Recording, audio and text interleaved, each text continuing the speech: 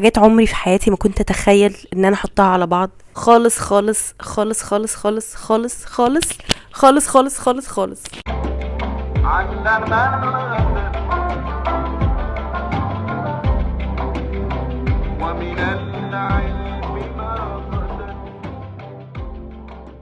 احنا كنا فين؟ المايك ضاع من الفيديو اللي فات وقعدت فترة قبل ما غيرته، بس هو مش ده اللي منعني ان انا بوست.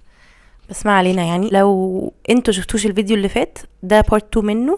عبارة عن ايه؟ في ابلكيشن اسمها ويرينج، حطيت فيها كل الدولاب بتاعي، صورت حاجتي كلها وخليت الناس تعمل لي ستايلينج. الفيديو اللي فات كان خطيبي وكان يمنى صاحبتي. الفيديو ده هيبقى اخويا ونور اللي بتشتغل معايا في النوت في البراند، ورنا صاحبتي برضو اللي بتشتغل معايا في البراند. اللي فات عملت 4 اوتفيتس، ده هعمل 6 اوتفيتس. دي طريقه حلوه قوي عشان تخرجوا بره الكومفورت زون وتستخدموا دولابكم بطريقه انتوا عمركم ما كنتوا هتفكروا فيها. يعني اكيد دولابكم في حاجات كلها انتوا بتحبوها واخدتوا القرارات الشرائيه بمزاجكم، بس لما تحطوها على بعض بطريقه مختلفه هتفتح كده اللي هو ايه، حاجه تانية خالص. المهم يعني اول اوتفيت بوريهولكم انا متحمسه عليه جدا. ده اخويا عمرو عمله. في الاول لما شفته كده حسيته ايه ده، اتس فيري ارتستيك، بس الوانه فاقعه، بس لما لبسته حسيته تحفه ومنسق جدا. احنا 4 اخوات، انا وعمرو اكتر 2 قريبين من بعض شويه في الارتستيك فيو ممكن تقولوا، يعني احنا الاتنين ارتستيك شويه. طبعا احنا مختلفين اكيد في الستايلز بتاعتنا، بس حاسه ان احنا الاتنين قريبين في الحته اللي هي الفنيه دي. فانا حاسه ان هو فاهمني قوي بالاوتفيت ده، وشكله بيحب اللون المسترد عشان هو اختاره كمان في الاوتفيت اللي جاي هتشوفوه. اكتر جينز بحبه عندي في الدولاب. وبعدين اختار الفيست البانش نيدل ده. جماعه انا هقرب عشان تشوفوه. ده معمول بتكنيك البانش نيدل، هو هاند ميد. فنانه اسمها عليا عرفه، البيج بتاعتها اسمها بيت عليا، وانا ببيع لها حاجتها في نوت عندي في البراند. فتحفه، انا اشتريته طبعا، ما خدتوش هديه ولا حاجه. الفيست ده ماستر بيس، انا بس محتاجه اضيقه شويه من ورا. الفيست بقى مليان الوان، يعني هو بقى اخد النبيتي وراح لبسني الدوك مارتنز بتوعي النبيتي، مش عارفه انتوا شايفينها في الفيديو ولا لا اهي. وبعدين لبسني الشنطه دي، من اكتر الشنط اللي بحبها عندي في الدولاب، من براند مصريه برضو اسمها سين، وشارب اسود. بصراحه انا كسلت النهارده البس اكسسوارز عشان لسه مستحميه وما حطيتش ميك اب كمان. عملت سكين كير وكده فحطيت ليب بالم بس. فالفيديو ده من غير اكسسوارز ومن غير ميك اب. اقول لكم بصراحه ده اول اوتفيت هديله 10 من 10، شبهي قوي، هلبسه 100%، وفي نفس الوقت كرييتيف وارتستيك. يعني هو كرييتيف بس مش بره الكومفورت زون بتاعي، يعني انا عادي ممكن البس كده واحس ان انا حاجات عمرها ما تيجي في مخي. يعني عمري ما كنت اختار مثلا شرب اسود، حاجات احمر على الماسترد، كنت هدي اللعب قوي، بس عجبني اكتر ان هو لعب بالالمنتس دي وفي نفس الوقت شكلها مش اوف بالنسبه لي. تاني اوتفيت بقى برضو اوتفيت بتاع عمرو اخويا، هلبسه كده واجيلكم ثانيه واحده. تاني اوتفيت عمرو عامله اخويا. انتوا هتشوفوا باترن هنا، يعني هو شكله بيحب قوي الازرق على الماسترد او الجولد مع بعض، وبيحط دايما تاتش احمر. يعني عنده ستايل وعنده حاجات بتشد عينيه، وده عجبني جدا جدا. يعني لو شفتوا الاوتفيت اللي فات كان الماسترد هو اللي فوق والبلو هو اللي تحت بتاع الجينز، وكان برضو في تاتشات احمر نبيتي. ده الماسترد تحت والبلو فوق بتاع القميص، وحاطط التاتش النبيتي بتاع الحزام، وحاطط برضو اسود اللي هو البوتس. بس هو للاسف ما كانش حاطط شارب فانا احترت شويه. هو كان حاطط الشنطه البني دي. عجبني عامه انه يبقى في تاتش واحد نبيتي ساعات في الاوتفيت او كذا تاتش، يعني عادي مش لازم اللي هو الجزمه تبقى زي الشنطه. لذيذ قوي. انا اصلا بطلت البس الجيبه دي جيبه من ماركه محليه اسمها النساء، جبتها اعتقد من 3 سنين مثلا، وهرتها لبس. في لما تابيوز لبس عندكم تحسوا انتوا زهقتوا منه، فحاسه ان انا زهقت منها فبطلت البسها. ده قميص بابايا اوفر سايز، انا واخداه من ايام الجامعه، بقاله بتاع اكتر من 10 سنين معايا والله العظيم. ودي شنطه جوتشي فينتج بحبها قوي، اصلا حاطه فيها حاجتي عشان كنت لسه خارجه بيها يعني. وده شكل الاوتفيت، يعني مبقاش البس الحزام على الوسط بالطريقه دي. مش عارفه هل ده شكله حلو ولا لا، انتوا قولوا لي رايكم برضو. اوفرول حاساه اوتفيت انترستينج، ممكن البسه بس ممكن اغير حاجات. اغير ايه معرفش، هلعب في الستايلينج لان ده شويه بره الكومفورت زون بتاعي، بره ستايلي دلوقتي. هغير مثلا الجزمه، هلبس مثلا حاجه جرونجي اكتر، حاجه كده كومبات بوتس ولا حاجه، او كونفرس مثلا. ممكن مثلا هشيل الحزام وهفتح القميص والبس تحتيه توب ممكن حاجه كده تبقى شبهي اكتر، بس مش عارفه الطريقه برضو دي انترستنج، وده يخليكم تعرفوا انه الستايلينج بيغير كل حاجه. الجزمه دي جبتها من الوكاله وبحبها قوي، جبتها بجد ب 350 جنيه من برضو 3-4 ممكن من 3 سنين. هدي الاوتفيت ده كام؟ هديله 8.5. هل ممكن البسه؟ بس هغير فيه شويه حاجات. هو كرييتيف قوي وعجبني جدا انه ليه ستايل واضح، يعني اخويا ليه كولر باليت وستايل واضح. اللي جاي هلبس الاوتفيتس بتاعت نور، تالنتد ارتست. هي اصلا لسه بتدرس، يعني طالبه في ابلايد ارتس في فنون تطبيقيه، بس دلوقتي كمان هي بتشتغل، يعني طالبه وبتشتغل معايا كمان في البراند في نوت، وبترسم بتعمل حاجات مختلفه. فعملت لي 2 اوتفيتس هلبسهم واجيلكم ثانيه واحده. اوتفيت رقم 3 بتاع نور، عندها تقريبا 20 سنه، مش متاكده عندها 20 او 21، جنزي. واحنا ليه اوبسست بجنزي والستايل بتاعهم وكل حاجه هما بيقولوها وكده؟ لان دايما السن ده هو اللي بيتحكم في البوب كلتشر وبيتحكم في الفاشن والحته دي، وبيبقى عليه سبوت لايت قوي. هم الكول بيبل يعني من الاخر. مش قصدي ان احنا كميلانيالز او ناس اكبر مش كول، بس خلاص احنا كل ما نكبر كل ما بننشغل في حياتنا بحاجات تانية، او مش عارفه اقول ايه بالظبط. متهيألي برضو بنستيك للستايل اللي احنا اتولدنا بنستيك للستايل اللي احنا مرتاحين فيه وبنلبسه، لكن هم بياخدوا ريسكس وبيشوفوا دايما ايه الموضه وبيلبسوه. لكن الناس اللي هي اكبر شويه بتبقى خلاص عارفه ستايلها، فمش بتبقى ممله، بس اللي هو مش ترند سيتنج زيهم.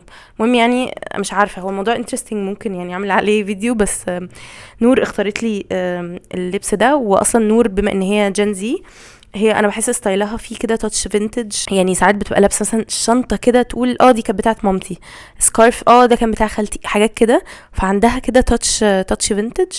عجبني جدا جدا الاحمر مع الاورنج ده، انا اصلا بحب الكومبو ده جدا، ازرق مع اورنج واحمر تحفه. فيفريت جينز.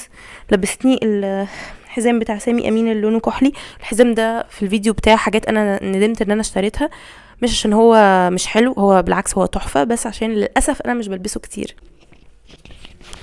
الاوتفيت ده 100% هلبسه وادي نور 10/10، عشان هي حاجه في الكومفورت زون بتاعي جدا، وعشان الالوان الكولر كومبو تحفه. ده صحيح رنا صاحبتي هي عملته لي بايدها في عيد ميلادي من اعتقد من 3 سنين، بحبه قوي، لونه يجنن.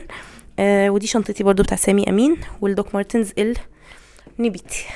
شكرا نور. شوف بقى نديها كام المره دي. جماعه الاوتفيت ده متفكر فيه، متعوب عليه، كله لايرز، حاجات عمري في حياتي ما كنت اتخيل ان انا احطها على بعض خالص خالص خالص خالص خالص خالص خالص خالص خالص خالص خالص. حاسه ميكست فيلينجز، يعني حاسه لو شفت حد في الشارع ماشي لابس الحاجات دي هحس ان هو ستايلش وانه رايح مثلا فاشن ويك. خلينا نقسم الاوتفيت ده. اللايرز عجباني بطريقه، عارفين لما تبصوا على حاجات وفيها تفاصيل كتير وتحس اللي هو عاجبني ولا ايه؟ انا مش عارفه، بس هل انا مش ببذل مجهود في الاوتفيت بتاعتي قوي كده ان يبقى مليانه لايرز؟ اصل اللايرز مختلفه. خلينا نبدا بالجزمه بس. الجزمه دي بتغاظ قوي لما حد بيختارها يحطها، مع ان انا حطها على الابلكيشن عادي، بس عشان بلبسها بس in a formal way kind of، يعني ما بقتش احبها قوي بصراحه. حطها لي على الابلكيشن عشان هي بجد مفيده، يعني مش كل حاجه في دولابنا لازم تبقى تحفه 100%. في حاجه بتأدي غرضها، يعني انا مثلا لو في ايفنت ومش هلبس عالي، الجزمه الفورمال اللي هي الاوكسفورد شوز دي بتأدي غرض، مريحه، شكلها حلو، بس هل انا بلبسها في حياتي العاديه؟ لا، ما بقتش. يعني دي شنطتي المفضله، هل كنت اختار ان انا احطها مع اوتفيت زي ده؟ لا، بحسها عشان هي شمواه كده وبتدي فايب فانسي شويه، فما كنتش حطيتها. عجبني قوي الفيست على الفستان. يا جماعه ده فستان، شفتوا الفيديو اللي فات هتشوفوا ان ده اصلا فستان. انا هقلع لكم الجاكيت دلوقتي او الترنش كوت، وملبساني عليه فيست. والفستان ده انا بواجه صعوبه قوي في الستايلينج بتاعه، وبقالي كتير بفكر حقيقي ان انا اتخلص منه، بس مش عارفه، حاجه جوايا بتقول لي لا خليه، عشان هو حاجه قيمه، هو مغزول عنه اليدوي في الصعيد. بس انا عندي من القماشه دي كذا حاجه، عندي جيبتين وبوليرو وبحبهم قوي، واتطول عشاني مخصوص، يعني هو كان قصير وطولوه علشاني مخصوص. فقلت طب يمكن لو قصرته مثلا، اصلا انا بحب قوي اللايرز، يعني مثلا اقصره والبس تحتيه الجيبه اللي هي بتطول بتاعتي دي، بحس الحركه دي بتخليه انترستينج اكتر. مش هفكر يعني، بس المهم هقلع لكم كده الترنش كوت. الفستان كات، فنور ما قالتليش احط التوب الابيض ده تحتيه، ده التوب الابيض من الاوتفيت اللي فات، انا خليته بس كده لايرنج اوبشن، بس كنت عايزه اوريكم من غير الترنش كوت عامل ازاي. overall فتح لي كده مخي وخلاني افكر في اللايرنج بطريقه مختلفه. هل ممكن البسه بتفاصيله دي؟ ما اعتقدش، بس it's so cool so cool. ممكن اديله 9/10 for super creativity. بس الواحده دي عشان انا مش ما اعتقدش ان انا هلبسه، بس يعني هو فظيع. ماشي، اخر بقى 2 outfits بتوع رنا، فيلا بينا. ده اول outfit عملته رنونه صاحبتي. first impression تحفه. comfort zone دي حاجه كده كده انا بلبسها، انا بعشق الفستان ده. حاجه انترستنج، انا ورنا اتقابلنا، يعني كنا بنشتغل مع بعض في مكان اسمه جوزي. الفستان ده من جوزي اصلا، كانت انسبايرد من ان ده فستان هي دايما بتشوفه هناك. يعني انا بموت فيه، بعشقه، لبسته كتير جدا. جبته عيد ميلادي السنه اللي فاتت، اعتقد جوزي هم اللي ادوهولي هديه لاننا اشتغلنا مع بعض، مش متاكده، بس انا كنت هجيبه كده كده، بس هم قالوا لي خديه وهابي بيرثدي يعني. المهم عمري ما لبست اعتقد عليه حاجه طويله كده، قميص. كنت دايما بلبس عليه توب كده، فعجبني اللايرنج. وانا لابسه تحت سكيرت عشان هو قصير شويه. و interesting اختيار جزمه وشنطه. يا جماعه الجزمه دي في ناس كتير قوي بتعملي بيها اوتفيتس، انا مش عارفه هل في حاجه انا مش شايفاها. كلكم عجباكم للدرجه دي؟ مش عارفه، انا مش شايفاها مع اوتفيت زي ده مثلا. يعني انا عاجبني قوي لونها، بس هي اوكسفورد شوز وبريبي، والاوتفيت ده بوهو، فكنت حاسه مثلا لو هلبس حاجه احمر كنت هلبس كونفرس، كنت هلبس مثلا دوك مارتنز الحمراء. بس في ناس بتستايل مي كتير قوي بالجزمه دي، فيمكن في حاجه انا مش شايفاها يعني. والشنطه برضو هي شموع شويه، فمش حاساها مع اوتفيت بوهو، بس عاجبني قوي ال بوب اوف كولر. لو انا كنت هلبس نفس الالوان بس هغير بس الشنطه، هتبقى السامي يمين اللي هي النحاسي في احمر بتاعتي، يعني حاساها لايقه اكتر على الفايب. ومثلا الجزمه اللي هي دوك مارتنز النبيتي مثلا، بس اوفرول تحفه وهلبسه 100%. الاشارب هي ما كانتش مختاره اشارب، بس انا اخترت اشارب هي اختارته في الاوتفيت اللي جاي بتاعها. اديها اوفرول 8/10. ليه 8؟ عشان سيف زون شويه، ما فرقعتش، ما عملتش حاجه مختلفه، بس في نفس الوقت تحفه وجميل وهلبسه. وعجبني الكالر كومبو، وعجبني هاو سيمبل ات از، وان هي فكرتني ان انا البس حاجه ما كنتش بفكر فيها قبل كده، ان انا البس على فستان ده حاجه من فوق طويله، يعني حلوه قوي رنونه. يلا اخر بقى اوتفيت بتاع رنا، يلا بينا. اخر اوتفيت ختامها مسك بجد. اوتفيت بتاع رنا تحفه. فيرست امبريشن تحفه، مريح، شيك، الوانه عجباني جدا. في انترستنج اختيارات انترستنج هنتكلم عنها، بس خلونا الاول نتكلم عن البونشو ده. بونشو او كيب ده مكتوب عليه ميد ان بيرو او صنع في بيرو. ده من اول الحاجات اللي انا اشتريته من الوكاله بجد من سنين، وفكرت at some point من كام سنه ان انا اتخلى عنه. الحمد لله اني ما عملتش كده.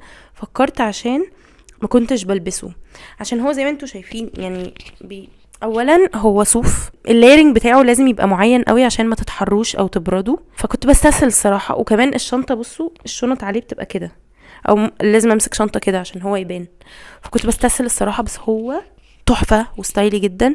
وبعدين بدات من كام سنه استايله كل شتاء وكده، فخلاص قررت ان ده قطعه من القطع اللي انا هصورها لولادي بقى ان شاء الله. البنطلون ده من ماركه محليه اسمها سيالو، لون غير اعتيادي، بس من كتر ما انا بدات احب الاحمر قوي احطه في كل اوتفيت من الصيف اللي فات، فكرت ان بنطلون احمر او نبيتي غامق واسع تحفه. فجبته وبجد ما ندمتش، هو حلو جدا جدا. عمري كنت افكر البسهم كده. وكمان انا لبست البنطلون ده على القميص الزيتي ده قبل كده في الصيف، ممكن احط لكم صوره هنا، كان حلو قوي. التلاتة على بعض تحفه. والاشارب اللي هو البيج ده انا مش بلبسه كتير، مش عارفه بجد ليه، مش بحس ان هو بيليق عليا قوي، بس انتوا قولوا لي رايكم يعني، مع انه سيمبل قوي وكده، بس مش بلبسه كتير، بس هو تحفه مع الاوتفيت ده. الشنطه كيوت قوي. عمري ما كنت افكر احط تاتش بينك، بس دايما بحب البينك مع النبيتي، فكيوت. استنوا هقلعها والبسها في ايدي كده عشان تشوفوا برضو الاوتفيت كده. عامه كيوت جدا. والجزمه هي اختارت دوك مارتنز اللي هم الورد دول برضو. طول يعني عمري ما كنت افكر ان انا احطهم مع الاوتفيت ده، بس حقيقي عجبني. يعني اول ما لبسته كنت اللي هو لا، بس دلوقتي عجبني جدا. حاسه ان ده ميكسينج برينتس بطريقه كده سيمبل قوي. شويه ورد تحت، والبرنت اللي هي في البونشو دي هي برنت اصلا خفيفه قوي يعني. والشنطه بينك وفي ورد بينك. فاوفرول اديله 10/10 بصراحه. تفاصيل جميله جدا وانا قوي. وكرييتيف، وفي نفس الوقت حاجه ما كنتش انا اتخيل ان انا يعني اعملها بتفاصيلها دي. فبرافو رنونه وبرافو كل الناس. وطبعا في ناس كتير قوي لسه عامله لي ستايلينج في الابلكيشن بتاع ويرنج، بس انا يعني مش عارفه هعمل كل الناس دي امتى ولا ازاي. بس لو انتوا عجبكم سلسله الفيديوهات دي وعايزيني اكمل فيها قولوا لي تحت طبعا في الكومنتس. ولو عايزين تعملوا لي ستايلينج ممكن تنزلوا ابلكيشن ويرنج واحط لكم الاكونت بتاعي تحت. هو فور فري خالص ونوت سبونسرد ولا اي حاجه، ده ابلكيشن اصلا اجنبي عادي. بس انا بقول لكم ان هو حلو قوي وبجد مفيد قوي ان انتوا تديجيتالايز الدولاب بتاعكم، يعني تحولوه ديجيتال. والله الموضوع ده فعلا بيوفر جدا وقت ومجهود. يعني في الاول الطلعه الاولانيه صعبه شويه ان انتوا تصوروا كل حاجاتكم، بس اول ما تعملوها بعد كده هتفهموا انتوا محتاجين ايه في دولابكم وانتوا مش محتاجين ايه، وايه اللي بتلبسوه ايه اللي مش بتلبسوه، وتخلوا كمان صحابكم واهلكم وقرايبكم يعملوا لكم ستايلينج وتلبسوا حاجات مختلفه. فبجد بجد هو حاجه لايف تشينجينج، حاجه بتغير الحياه. مش عارفه ده اوفر ولا لا. المهم يعني شكرا ان انتوا اتفرجتوا. اكتبوا لي رايكم في كل الاوتفيتس تحت تحت في الكومنتس، واشوفكم في فيديو تاني، وباي باي.